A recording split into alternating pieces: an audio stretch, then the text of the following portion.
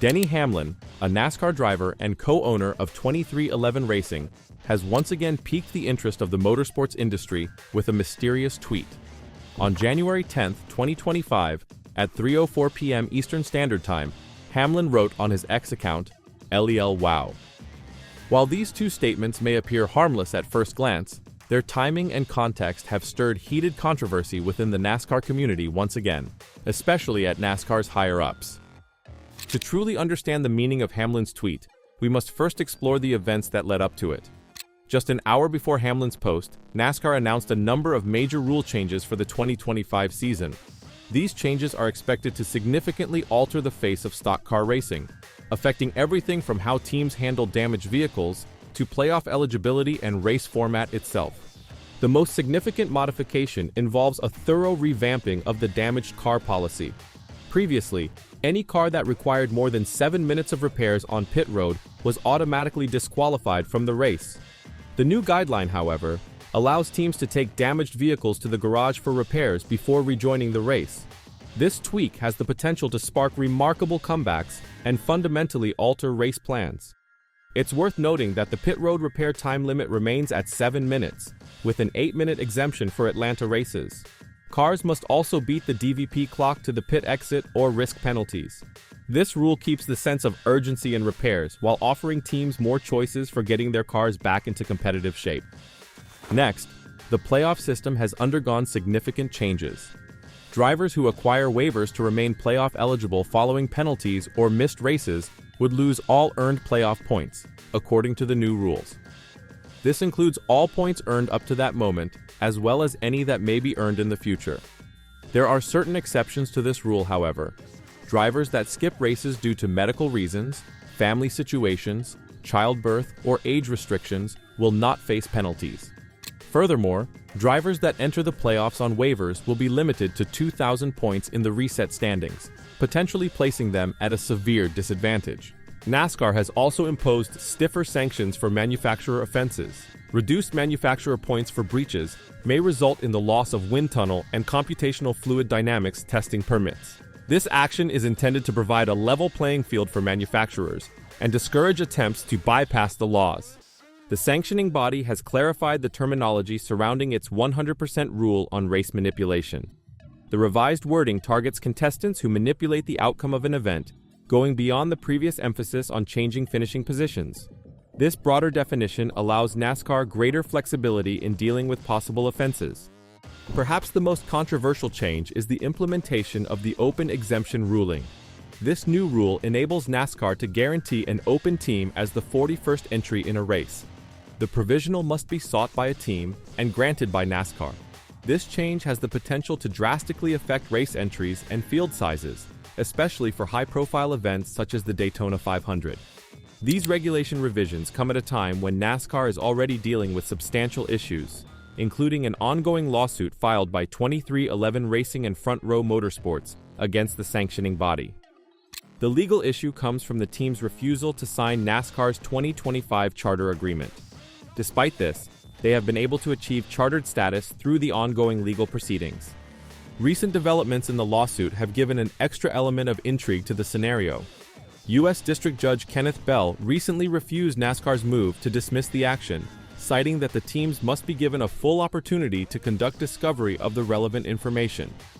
In his decision, Judge Bell stated, "What is the actual evidence, and how does it inform a correct legal conclusion?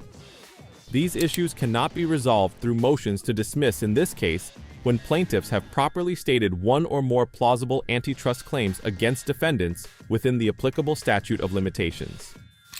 Furthermore, Judge Bell denied NASCAR's attempt to require 23XI Racing and Front Row Motorsports to post bonds in excess of $10 million for each car. NASCAR has contended that a court-ordered injunction requiring the two teams to use chartered cars in 2025 would race detrimental. However, the judge considered this reasoning unconvincing. The financial consequences of this judicial war are enormous. Each chartered team is expected to get around $5 million, which means that teams with 3 cars, such as 23XI Racing and Front Row Motorsports, will receive approximately $15 million in 2025. This possible windfall adds a new dimension to the current conflict between these teams and NASCAR. In the midst of these legal and regulatory reforms, the participating teams are preparing for the 2025 season. Drivers for 23XI Racing include Bubba Wallace, defending regular season winner Tyler Reddick, and newly acquired Riley Herbst, who will drive the number 35 Toyota Camry XSE. Front Row Motorsports will field Zane Smith, Noah Gragson, and Todd Gilliland. Returning to Hamlin's mysterious post, followers have been attempting to decipher its significance. Some feel that it is a direct response to the regulation changes, while others believe it is linked to recent events in the lawsuit.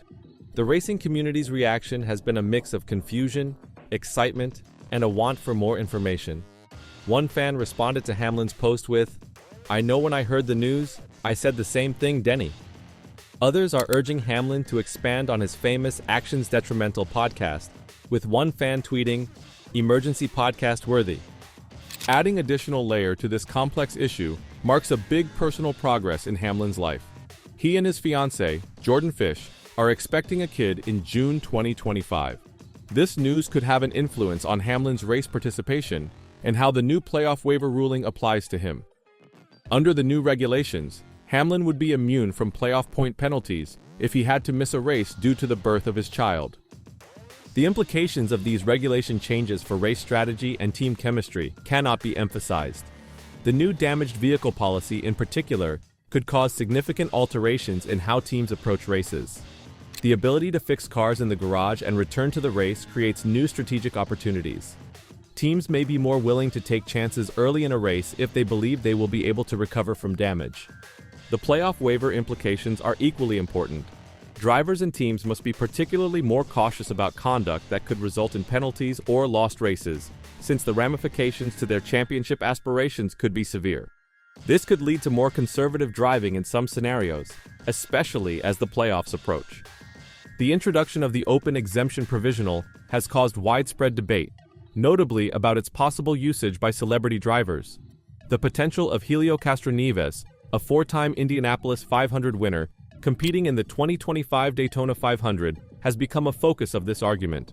Castroneves, who hasn't raced on the Daytona track in 2 decades, may conceivably qualify for the event thanks to this new clause. Fans have reacted strongly to this scenario, believing it weakens the sport's competitive integrity. One fan pointed out the apparent contradiction, saying, "No disrespect to Helio, but it's crazy that he's guaranteed in the show, but Jimmy Johnson isn't." The issue over the open exemption provisional raises larger questions about NASCAR's direction.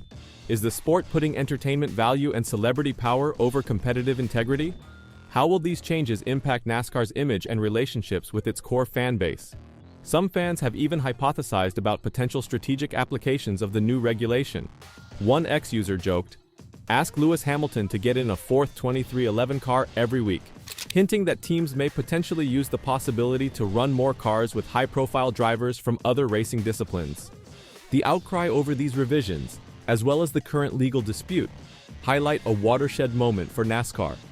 As the sport adapts to meet current needs, it faces the issue of balancing tradition and innovation. Fans, teams, and sponsors alike are eager to observe how these changes affect the competitive scene and the sport's image. Denny Hamlin's cryptic tweet and the resulting flurry of inquiry demonstrate the power of social media in changing the narrative of professional sports. A simple 2-word message sparked conversations, unified fans in their interest, and demonstrated the importance of a driver's voice in today's digital age.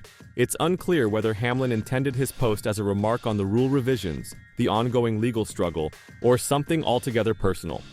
However, it has unquestionably added another layer of mystery to an already complicated plot.